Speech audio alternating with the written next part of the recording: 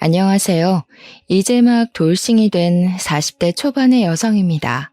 어쩌다 보니 결혼도 하고 이혼도 하게 되었지만 사실 저는 비혼주의자였습니다. 제가 어릴 때 엄마는 시할머니와 고모들한테 시집살이를 호되게 당하셨어요. 아버지는 엄마의 고통을 알아주기는커녕 고모들을 두둔하고 할머니의 편에서 오히려 더 구박하시기만 했습니다. 어린 제가 보았을 때 우리 집에서 엄마의 편이 되어주는 어른은 한 명도 없더라고요. 마음 뚫 곳 없고 누구에게 속 시원히 말도 못하고 매일 밤 남몰래 눈물을 흘리시는 엄마의 모습을 보며 저는 절대 결혼은 하지 말아야겠다고 다짐했답니다. 결혼에 대한 환상이 없어서인지 이성에 관심도 없었어요. 그래서 친구들이 멋진 선배를 쫓아다니거나 연예인을 좋아할 때 저는 문제집을 한 번 더 풀었고 책을 한 글자라도 더 봤어요.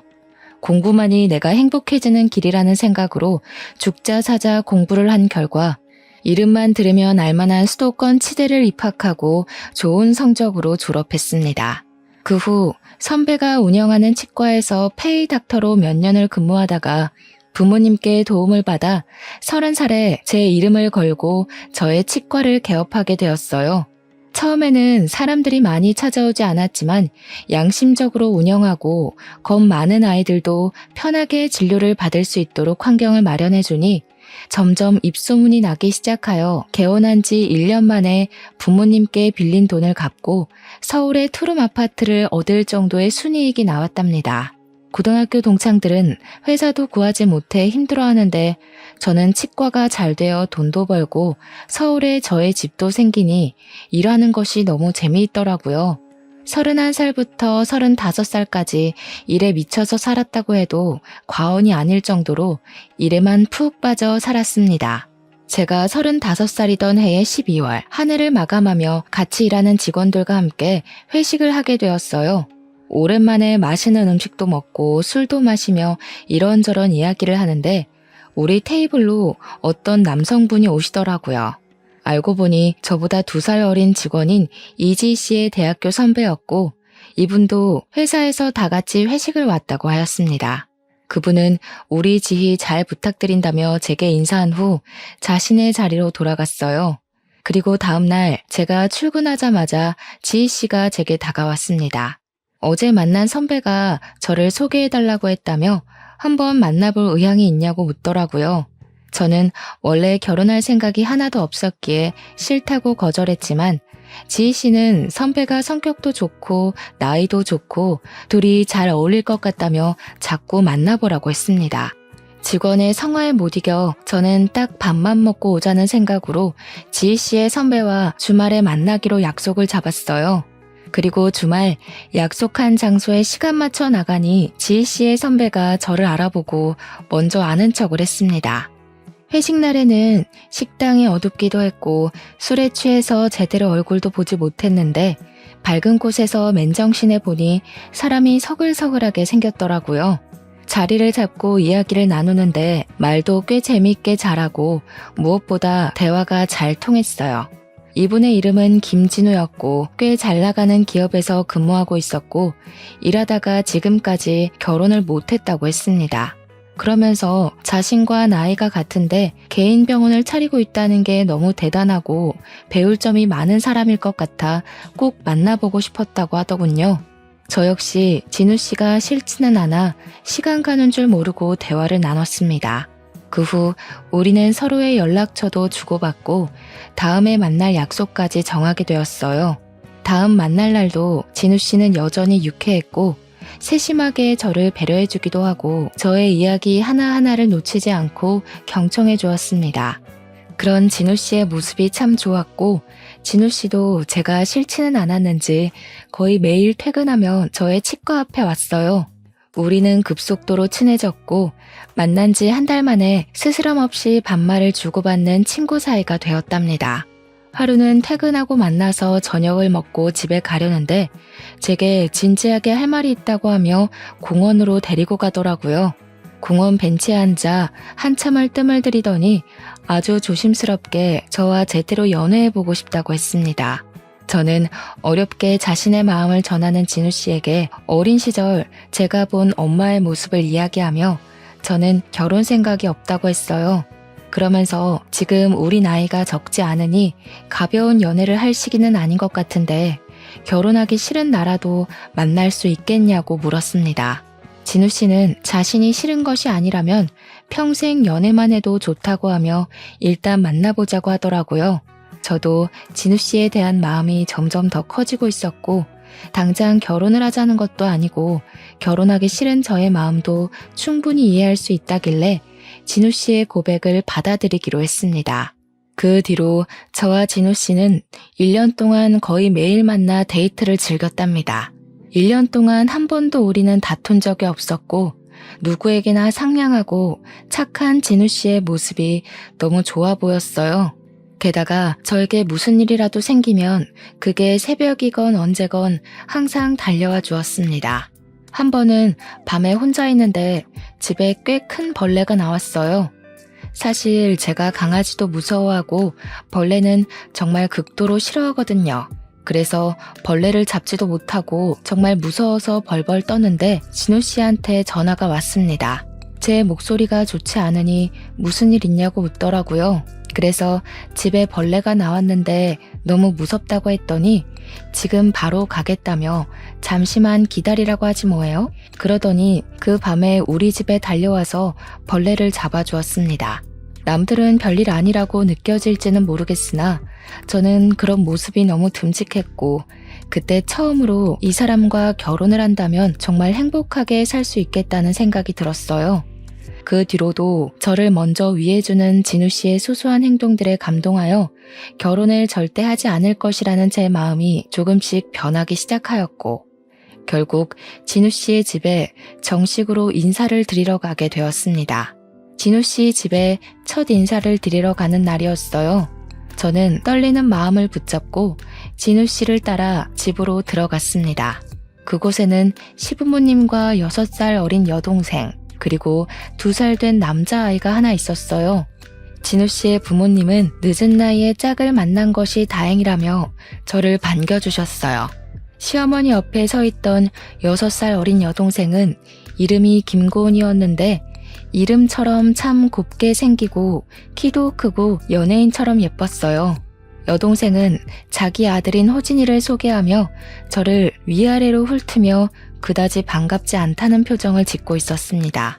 알고 보니 여동생은 한 번 결혼을 하고 아이까지 낳았는데 피치 못할 사정으로 돌 전에 이혼했다고 하더라고요. 요새는 이혼한 것이 흠이 아니기에 정말 맞지 않는다면 이혼도 할 수 있다고 생각하면서도 한편으로는 얼마나 도대체 무슨 사정이 있길래 돌도 지나지 않은 아이를 두고 이혼을 할 수 있을까 하는 생각이 들었습니다. 피치 못할 사정이 뭔지 궁금했지만 더 물어보면 실례일 것 같아 따로 물어보지는 않았네요. 진우 씨의 부모님은 긴장하고 있는 제게 편하게 앉으라고 하시며 우리는 혼수 예물 예단 다 필요 없고 며느리 돌이고 뭐고 아무것도 바라지 않으니 그저 아이 낳고 잘 살라고만 하셨어요. 여동생은 계속 표정이 좋지 않았지만 딱히 저에 대해 싫은 소리를 하지는 않아서 그냥 혼자 아이 키우느라 힘들어서 그러나 보다고 생각했습니다. 첫 인사를 마치고 집에 가는 길에 진우 씨에게 여동생에 관해서 물어보니 여동생은 낯가림이 심해서 그런 거지 속은 여리고 착한 아이라며 시간을 두고 겪어보면 금방 친해질 것이라고 하더라고요. 솔직히 우리가 결혼해도 여동생을 뭐 본다면 얼마나 보겠냐는 생각도 들고 우리보다 시부모님이 너무 편하게 잘해주셔서 여동생에 대한 걱정은 접어두고 바로 결혼을 진행하게 되었습니다. 처음에는 새로운 신혼집을 알아보려다가 제가 혼자 살고 있던 집이 저와 남편의 직장까지 출퇴근하기 편해서 따로 집을 구하지 않고 제가 살던 집에서 같이 시작하기로 했어요. 어지간한 가전제품은 다 있기에 따로 가전제품을 구매할 필요도 없었고 집 상태도 깨끗해서 침대와 장롱만 새로 들였답니다. 그렇게 제 인생에 결혼은 절대 없다고 장담했던 제가 37살의 나이에 결혼이라는 것을 하게 되었습니다. 결혼 후 제가 시댁에 갈 때마다 시부모님은 일하는 며느님이라며 엄청나게 잘해주셨어요. 매번 시댁에 가면 다양한 반찬은 기본이고 제게 설거지조차 한 번도 시키지 않았습니다.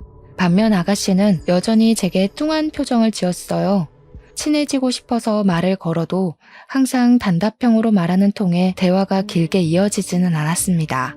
그런데 우연히 아가씨의 방을 보았는데 딱 봐도 값비싼 명품 가방에 좋아 보이는 옷이 정말 많더라고요.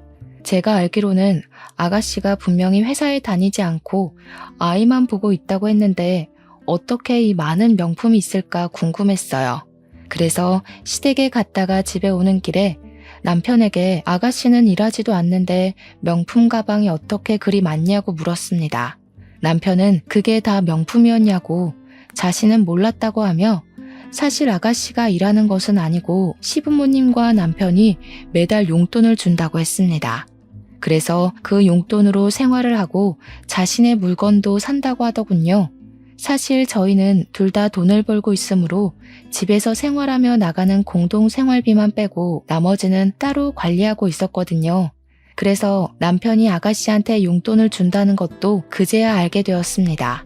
솔직히 기분이 썩 좋지는 않았지만 그래도 남편이 자기가 번 돈으로 자기 여동생에게 준다는데 제가 뭐라고 할 부분은 아닌 것 같아 그냥 알겠다고 하고 말았네요. 그렇게 결혼한 지 6개월 정도가 지났어요. 우리는 둘 다 나이가 있으니 아기를 빨리 갖고 싶었습니다. 그런데 아기가 생기지 않았고 병원에서 시험관까지 했지만 그래도 아기는 우리에게 오지 않더라고요.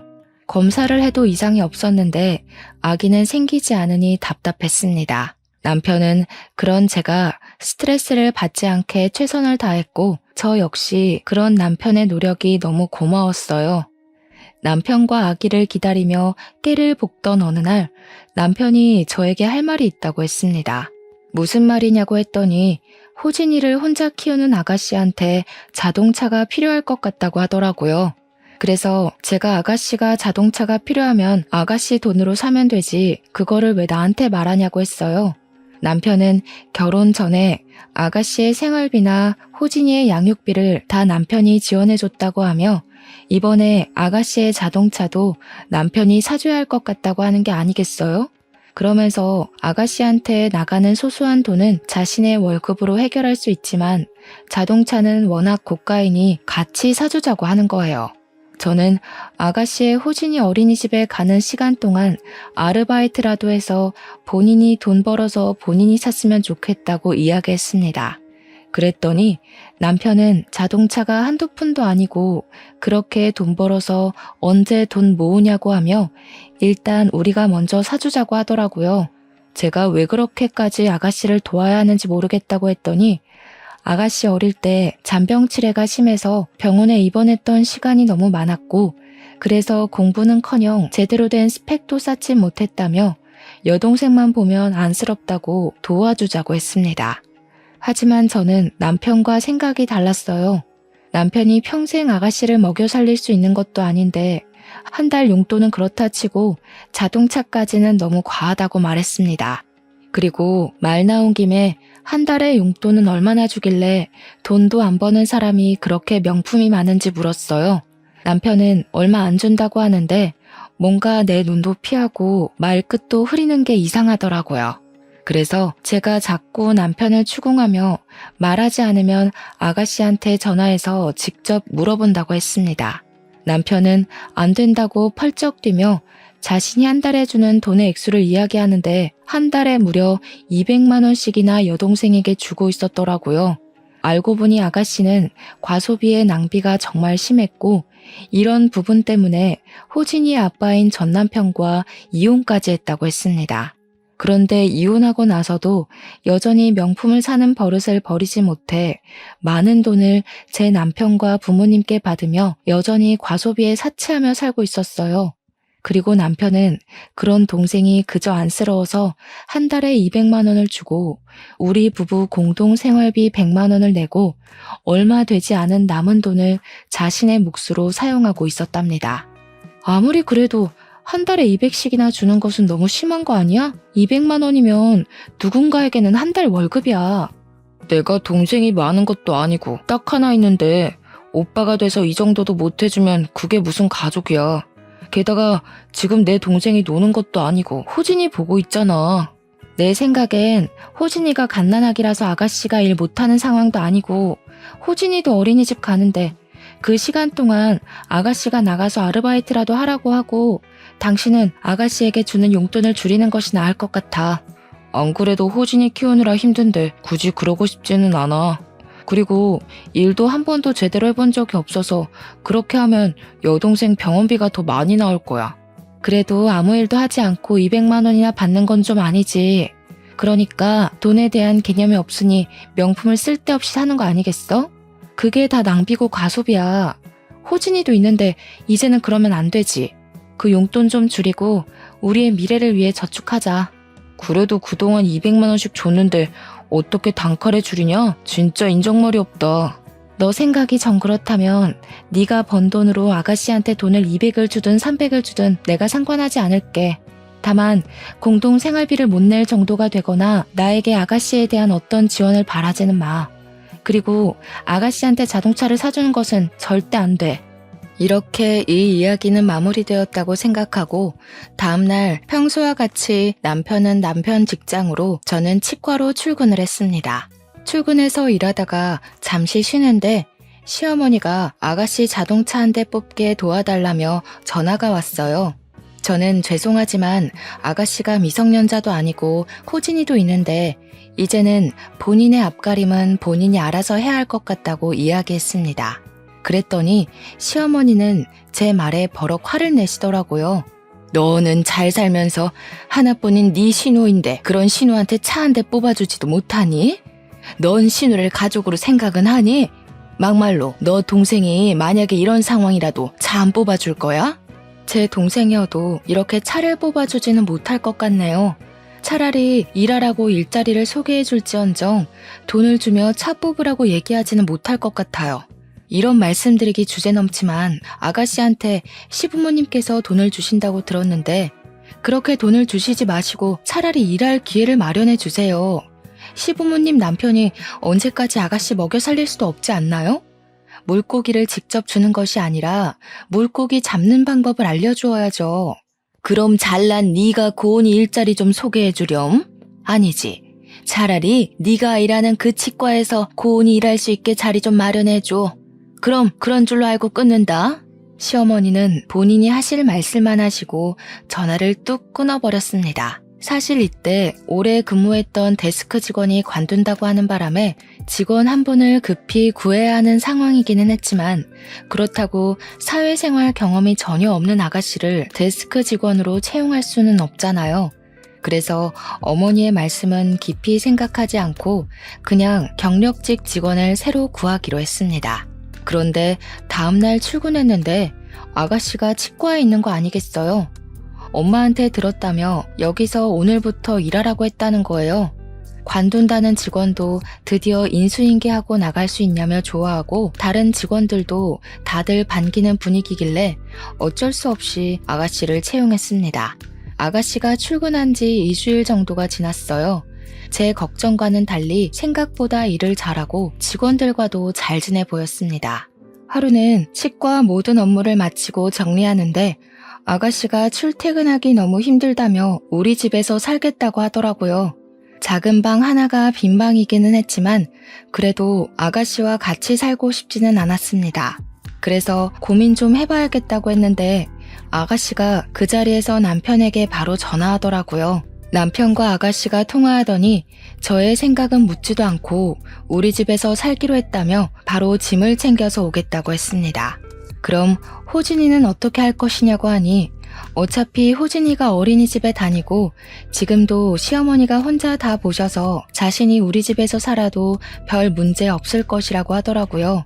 그래도 아이는 엄마와 함께 있는 것이 더 좋지 않겠느냐고 하니 뭘 자꾸 그리 남의 자식 걱정하냐며 도리어 화를 내는 게 아니겠어요? 그러면서 얼른 집에 가서 짐을 가지고 와서 우리 집으로 가겠다고 했습니다. 저는 퇴근을 하며 남편에게 전화해서 왜 아가씨를 우리 집에서 살자고 했냐고 뭐라고 했어요. 남편은 제 속도 모르고 고은이가 집이 구해질 때까지만 같이 살자는 것이 그렇게 어려운 일이냐며 저를 냉정한 사람 취급을 했습니다. 우리는 퇴근하고 집에 와서도 아가씨 때문에 계속 싸우고 있었어요. 그렇게 싸우는데 아가씨가 자신의 일주일 짐을 챙겨서 우리 집 문을 두드리더라고요. 이미 온 아가씨를 이 밤에 내보낼 수도 없어 어쩔 수 없이 작은 방을 내주었네요. 이렇게 아가씨와 남편, 나 셋이 불편한 동거가 시작되었습니다. 아가씨는 우리 집에서 정말 아무 일도 하지 않으려 했어요. 퇴근하고 집에 오면 솔직히 저도 너무 피곤한데 자신도 피곤하다며 저에게 밥을 맡겨놓은 사람처럼 밥을 달라고 했습니다. 처음에는 오랫동안 살 사람도 아니고 원래 먹던 저녁밥에 숟가락 하나 놓는 것이 뭐 그리 어렵나 싶어 밥을 차려줬는데 언제부턴가 당연히 제가 밥을 차리는 사람처럼 되어버리니 화가 나더라고요. 그래서 아가씨한테 본인 밥은 본인이 차려서 먹으라고 했더니 시어머니한테 바로 전화를 해서 제가 한 말을 그대로 전하는 거 있죠. 그리고 잠시 뒤에 시어머니한테 전화가 왔습니다. 너는 애한테 밥 한 번 주는 게 뭐 그리 어렵다고 그리 생색내니? 밥 좀 제대로 차려줘. 그리고 너 아침마다 우리 진우하고 고은이 굶기고 출근한다며?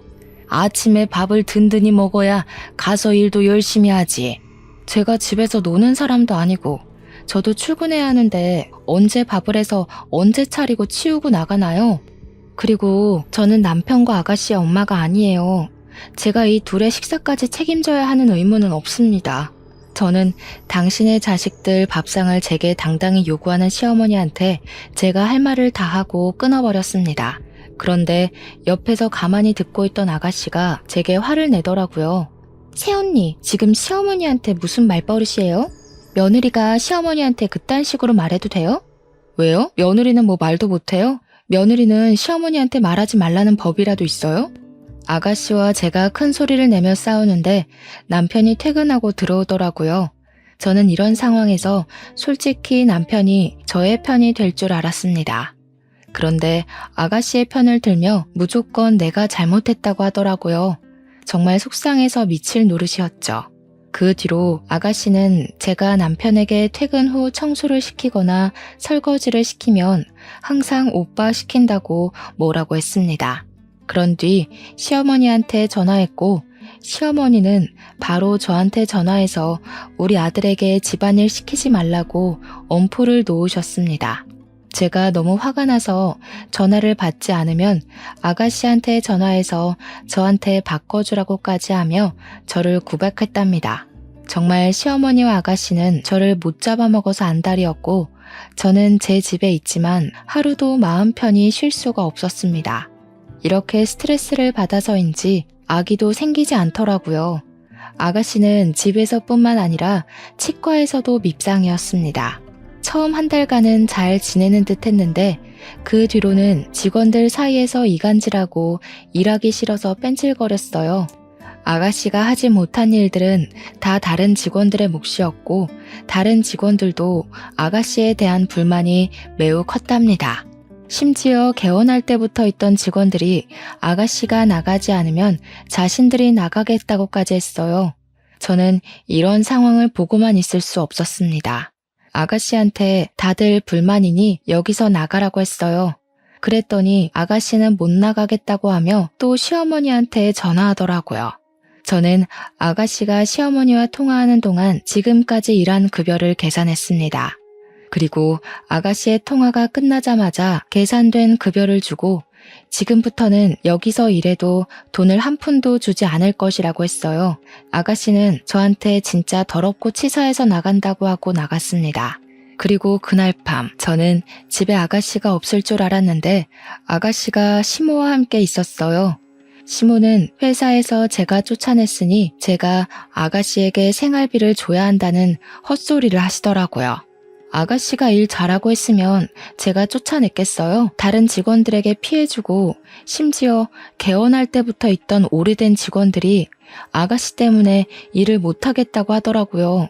그리고 아가씨의 생활비를 제게 맡겨둔 것도 아니고 저와 남편이 아가씨를 낳은 것도 아닌데 왜 자꾸 저희한테 아가씨의 생활비를 저한테 찾는지 모르겠어요. 그래도 남편의 동생이고 가족인데 당연히 서로 돕고 해야지. 하나뿐인 신우가 남편도 없이 자기 혼자 아이 키우며 돈 벌겠다고 하는데 안쓰럽지도 않냐? 독한 년. 네, 저 원래 독종이에요. 그리고 이제 치과에서 일도 안 하니 집에서 나가세요. 저는 우리 집에서 이렇게 살 이유 없고 호진이도 봐야 하지 않겠어요? 호진이는 나 혼자 충분히 잘 보살피고 있으니 걱정하지 말고 고은이가 일을 구해 자리 잡을 때까지 네가 도와. 알겠니? 저는 어머니의 뻔뻔한 요구에 정말 황당해서 말이 다 나오지 않았습니다. 시어머니는 그러고 나가버리시고 저는 아가씨와 더 말할 기운이 없어서 그냥 방에 들어가 버렸네요. 다음 날 아가씨는 여전히 집에 있고 저 혼자 치과로 출근했습니다. 그런데 치과에 웬 남성분이 아가씨를 찾더라고요. 무슨 일이냐고 묻고 사연을 들어보니 정말 가관이었습니다. 아가씨는 치과에서 일하면서 이분을 몰래 만났던 거예요. 어차피 아가씨도 지금은 혼자이니 남자를 만나는 것 자체는 괜찮은데 문제는 이분한테 결혼할 것처럼 만나면서 1,000만 원을 빌렸대요. 그런데 어제부터 연락이 되지 않아 불안한 마음에 무턱대고 찾아왔다고 해요. 저는 이분께 혹시 아가씨가 결혼도 했었고 아이가 있는 건 아시냐고 물었습니다. 당연히 이분은 모르셨고 정말 아가씨와 결혼을 할 것으로 생각해서 1,000만 원이라는 거금을 빌려줬다고 하시더라고요. 저는 일단 우리 집 주소를 알려주고 집에 아가씨가 있으니 찾아가 보라고 했습니다. 그분은 제게 고맙다고 인사하며 바로 우리 집으로 가셨어요. 1시간 정도 후 아가씨한테 전화가 왔습니다. 자신이 돈을 갚으려고 했는데 왜 집을 알려줬냐고 하며 자신이 이 남자에게 무슨 일이라도 당했으면 어쩌려고 했냐며 뭐라고 하더라고요. 그러면서 이제 우리 집에서 나와 시댁으로 가겠다는 거예요. 저는 골칫덩어리였던 아가씨가 집에서 나간다고 하니 너무 좋았습니다. 오늘은 오랜만에 편하게 쉴 수 있겠다는 행복한 마음으로 열심히 일하고 퇴근했답니다. 퇴근하고 잠시 쉬고 있으니 남편이 집에 들어왔는데 저를 보자마자 화를 내더라고요. 고은이한테 다 들었어. 혹시라도 그 사람이 나쁜 마음 먹고 고은이를 협박이라도 했으면 어쩔 뻔했어? 진짜 대단한 남매다. 어떻게 아가씨가 결혼할 것처럼 사기를 치고 돈까지 빌리는 잘못을 저질렀는데 아가씨를 두두네? 아가씨의 죄를 덮어주는 건 아가씨를 위한 길이 아니라 망치는 길이야. 그리고 이제 아가씨가 미성년자도 아닌 성인인데 본인이 알아서 살 수 있게 좀 둬. 그날 남편과 저는 대판 싸웠고 그 뒤로 일주일간 말도 하지 않았습니다. 그렇게 일주일이 흘렀어요. 저번에 왔던 남성분이 또 와서는 돈을 분명히 일주일 내로 갚겠다고 했는데 갚지 않고 연락이 되지 않는다고 했습니다. 저는 이번엔 시댁 주소를 알려줬어요. 그분은 바로 시댁을 향했고 2시간 정도 후에 시어머니한테 전화가 왔습니다. 제가 전화를 받자마자 어떻게 우리 집을 알려줄 생각을 하냐며 소리를 고래고래 지르시더라고요. 남의 돈을 빌렸으면 갚는 것이 당연한 거예요. 오죽 답답하면 그분이 저한테 2번이나 찾아와서 연락할 방법을 알려달라고 했겠어요. 어머니, 그리고 이거는 엄연히 아가씨의 잘못이에요. 덮어준다고 다 해결될 일이 아니라고요. 어디서 며느리 따위가 시모한테 이래라 저래라야? 지금 그래서 네가 잘했다는 거야? 반성의 기미는 하나도 없고 그깟 1,000만 원 해봤자 얼마나 한다고. 너는 그리고 새언니가 돼서 그 1,000만 원 갚아주지도 못하니? 그깟 1,000만 원이요? 제가 1,000만 원을 갚을 수 있는 능력이 된다 해도 그 돈을 제가 왜 대신 갚아야 하나요? 아가씨는 어머니의 딸이지 제 딸이 아닙니다. 자꾸 착각하시는 것 같아요.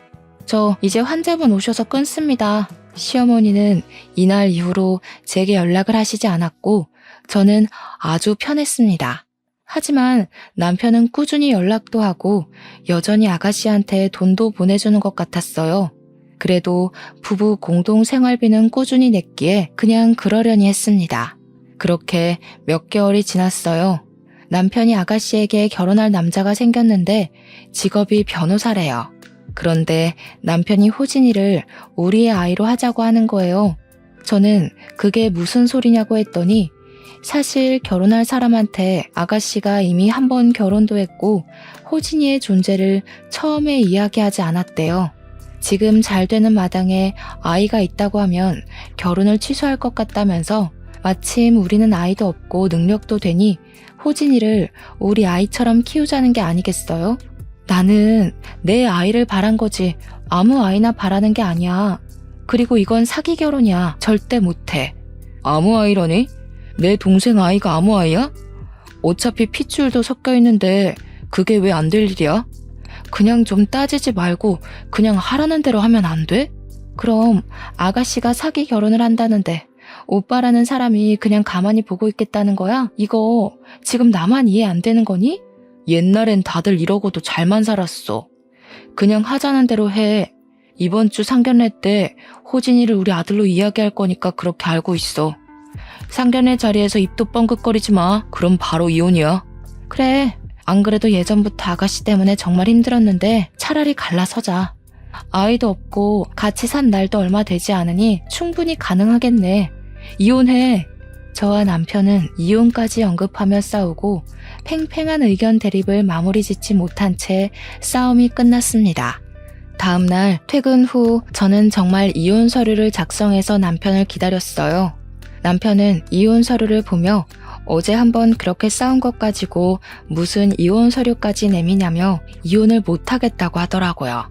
그러면서 그냥 방으로 들어가는데 저는 이미 남편에 대한 신뢰를 잃어서 더는 남편과 함께 살 마음이 없었습니다. 그래서 이혼 전문 변호사를 찾아 알아보고 이혼 상담 예약을 잡았어요. 상담을 해보니 남편이 합의를 해주지 않는다면 이혼 소송까지 가도 불리할 수 있다면서 확실히 제가 시어머니와 시누이한테 당했고 남편은 가만히 있던 증거를 잡아야 한다고 했습니다. 일단 이제부턴 시어머니와 시누이의 모든 말을 녹음해야겠다고 생각했네요. 그리고 그 주 주말 상견례 자리에 일단 갔습니다. 상견례에서 아가씨의 예비 남편이 들어왔는데 같은 대학교 동창 김성근인 거예요. 제가 성근이의 이름을 부르며 반갑게 인사를 하니 시댁 식구들은 다들 아는 사이냐고 묻더라고요. 그래서 제 대학교 동창이라고 이야기했습니다.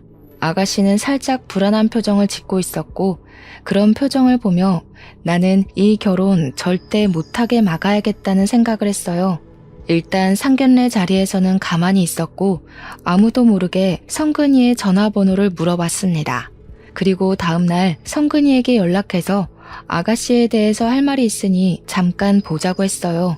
카페에서 성근이를 만나 사실 아가씨는 이미 한 번 결혼을 다녀왔고 어린 아들도 있다고 이야기했습니다. 역시 성근이는 전혀 몰랐다고 하며 결혼은 아무래도 생각해봐야겠다고 하더라고요. 그래서 솔직히 친구로서 나는 이 결혼 반대한다고 하며 이전에 우리 치과에서 일할 때 돈을 빌린 이야기, 지금까지 마땅한 직업도 없이 시부모님과 남편에게 돈을 받으며 살고 있다는 이야기, 그리고 상견례 전에는 그 아들을 내 아들처럼 위장하라고 했던 것까지 다 말했습니다. 성근이는 전형적인 꽃뱀이라며 가만두지 않겠다고 하며 제게 그런 시누이를 둬서 힘들겠다고 하더라고요. 그래서 제가 지금 이혼하려 하는데 남편이 이혼을 해주지 않아 소송할 것이라고 했어요. 그랬더니 성근이가 저에게 이혼 소송에서 확실히 이길 수 있는 여러 가지 방법들을 자세히 알려주었답니다. 성근이와의 만남 뒤로 아가씨의 결혼이 바로 취소될 줄 알았는데 이상하게 결혼식 준비를 한다고 하더라고요. 아가씨의 결혼 날짜가 다가오니 남편은 자꾸 저에게 호진이를 입양하자고 했습니다. 제가 싫다고 하자 주말에 집에 있는데 시부모님과 아가씨 그리고 호진이가 무작정 찾아왔어요.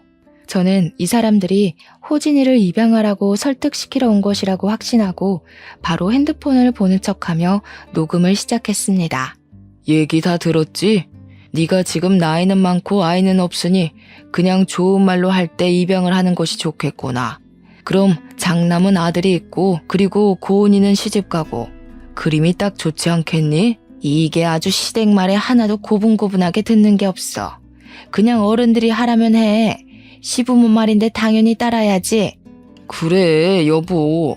어차피 우리 아이도 없고 솔직히 지금까지 안 생겼으면 안 생기는 거 아니야? 그냥 부모님 말씀대로 하자. 시부모와 남편, 아가씨는 저에게 말도 안 되는 것을 당연하다는 듯이 요구하고 저는 정말 이 사람들 다들 제정신이 아니라는 생각이 들었어요. 다들 나를 어르고 달랬지만 제가 꿈쩍도 없자 시어머니는 저에게 화를 버럭 냈습니다. 이게 아주 치과 의사라고 내가 오냐오냐 해줬더니 우리가 만만해 보이지? 끝까지 그렇게 나온다 이거야? 그냥 좀 내 말 좀 들으라고. 나 네가 호진이 입양한다고 할 때까지 이 집에서 한 발자국도 나가지 않을 거야. 진짜 꼰대도 아니고 그깟게 뭐가 그리 중요하다고. 새언니 진짜 고집이 아주 똥꼬집이다. 시어머니와 아가씨는 집에 가지 않고 저는 그러든 말든 신경 쓰지 않으려 노력하며 그냥 없는 사람 취급했습니다. 다음날 새벽 5시부터 시어머니가 저를 깨우더니 얼른 자기 아들 출근 준비시키고 밥을 차리라고 했어요. 저는 원래 우리는 아침밥 잘 먹지 않는다고 하니 제 등을 때리더라고요. 저는 신경질 나서 그냥 바로 출근 준비해서 나와버렸습니다. 그리고 그날은 시어머니와 아가씨가 집에 있을 것 같아 친정집으로 퇴근을 했어요. 친정 부모님은 갑자기 찾아온 나를 보고 놀라셨어요. 저는 부모님께 그동안 있던 모든 이야기를 다 하고 지금 이혼 준비를 하고 있다고 말씀드렸습니다. 아빠는 화가 잔뜩 나셔서 다들 가만두지 않겠다며 우리 집으로 바로 가셨어요. 집에는 제 예상대로 시어머니, 아가씨, 남편이 다 있었고 저는 바로 핸드폰 녹음기를 켰습니다.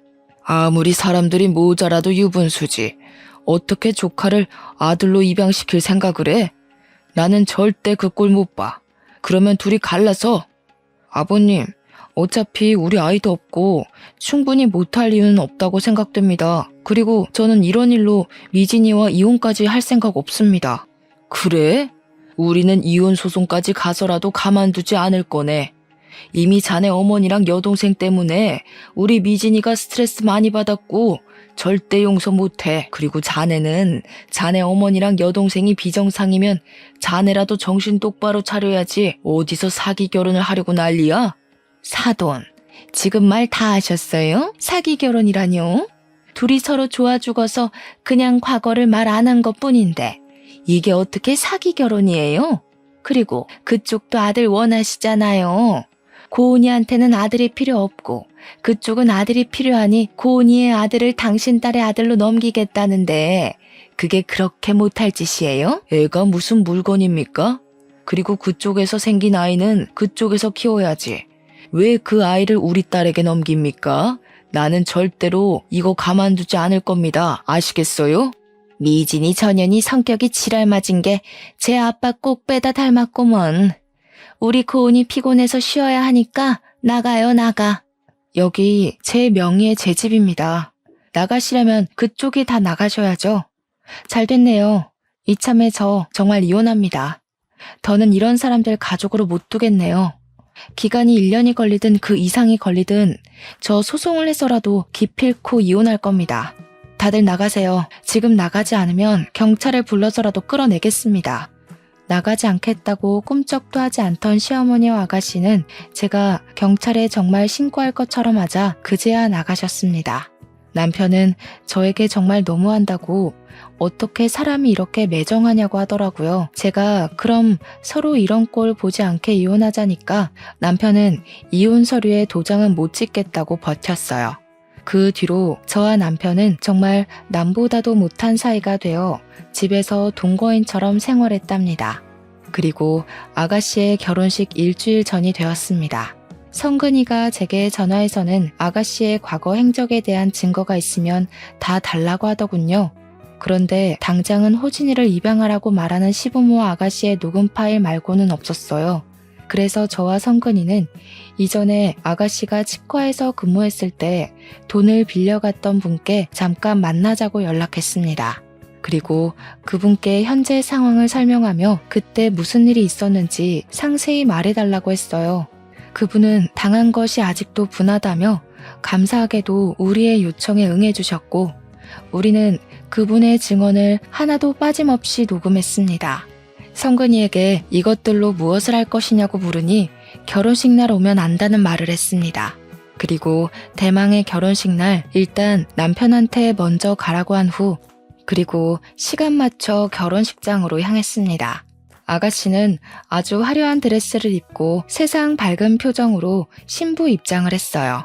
아가씨가 버진로드 중간쯤에 다다랐을 때 노래가 꺼지더니 시부모와 아가씨가 호진이를 제 아들로 입양하라고 했던 음성이 나왔습니다. 이어서 아가씨가 돈을 빌렸던 분의 음성이 나왔어요. 결혼식장은 술렁이기 시작했고 시어머니는 저에게 달려와 제 머리채를 잡았고 시아버지는 제게 욕을 했습니다. 아가씨는 화려한 드레스를 입고 그 자리에 주저앉아 엉엉 울더라고요. 결국 아가씨의 결혼식은 욕설과 대성통곡으로 마쳐졌습니다. 그리고 그날 밤 저는 저의 집으로 먼저 갔고 남편은 시댁에 시부모님과 아가씨를 모셔다 드리고 들어오려고 했어요. 하지만 제가 결혼식 전에 비밀번호를 바꿔놔서 남편이 들어오지 못했습니다. 저는 남편의 모든 짐을 다 싸서 집 밖으로 던져버리며 여기는 내 집이니까 나가라고 했어요. 남편은 한동안 난리를 치다가 시댁으로 가버리더라고요. 저는 그동안 모은 증거들 그리고 하객들이 찍은 제 머리채 잡힌 영상까지 모두 다 들고 이혼 전문 변호사를 찾아가서 이혼 소송을 했어요. 처음에는 이혼을 안 해준다고 난리치던 남편도 결국 합의 이혼을 해주면서 저의 결혼 생활은 마침내 끝이 났습니다. 지금은 다시 치과 업무에 충실하며 저의 성공을 위해 열심히 달리고 있답니다. 이혼하고 나니 엄마가 참 외로웠을 것이라는 생각이 듭니다. 사실 저는 아이도 없고 저 혼자 먹고 살 능력이 돼서 남편이 시부모님과 아가씨의 호구짓을 참지 못하고 속 시원하게 이혼했지만 저희 엄마는 어린 제가 있었고 전업주부이시다 보니 혼자 살기엔 경제적으로 힘드셔서 한 맺힌 그 세월을 참고 사셨잖아요. 그동안 얼마나 엄마의 속이 문드러졌을지 생각만 해도 가슴이 아픕니다. 그래도 어머니는 제 앞에서 아버지나 친척들에 대한 나쁜 말 하나 하지 않으시고 저를 항상 사랑으로 대해주셨어요. 그런 엄마가 있었기에 제가 마음 편히 공부할 수 있었고 그래서 이렇게 적어도 제 밥벌이는 할 능력을 갖출 수 있었던 것 같습니다. 비록 결혼해서 행복하게 살며 손주를 안겨드리지 못했지만 앞으로 남은 생에는 우리 엄마가 저로 인해 웃을 수 있도록 평생 효도하며 살려고요. 지금까지 저의 길고 긴 사연 들어주셔서 감사합니다. 그리고 마지막으로 엄마 사랑합니다.